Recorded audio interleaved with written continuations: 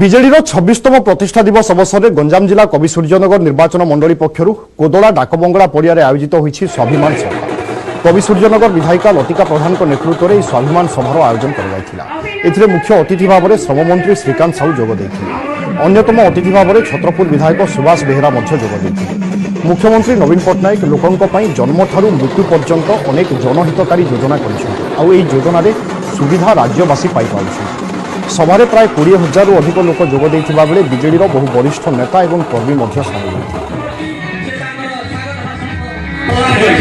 জনসাধারণଙ୍କର जो भल पाइबा अच्छी विजु जनता दल प्रति माननीय मुख्यमंत्री नवीन पट्टनायक प्रति एवं आमर माननीय विधायक जनप्रिय विधायक श्रीमती लतिका प्रधान प्रति जो भल पाइबा अच्छी आपण मान देखुथि 2 किलोमीटर रास्ता आगरू गाड़ी रखी लोक मैंने स्वतःप्रवृत्त चली चली समावेश जोग देवाई आर श्रेय हूँ माननीय मुख्यमंत्री श्रीजुक्त नवीन पट्टनायक जो जनहितकर कार्य जो विकासमूलक कार्य होती कवि सूर्यनगर निर्वाचन मंडली ताहा प्रतिफलित होती। सूर्यनगर निर्वाचन मंडली प्रत्येक जनसाधारण स्वाभिमान सभा 26तम प्रतिष्ठा दिवस उपलक्षे माननीय मुख्यमंत्री को केते मात्रा रे कवि सूर्यनगर निर्वाचन मंडली जनसाधारण भल पाउछंती आपण माने ताहा देखुछंती से सभा रे आज प्रतिपादित होईछि।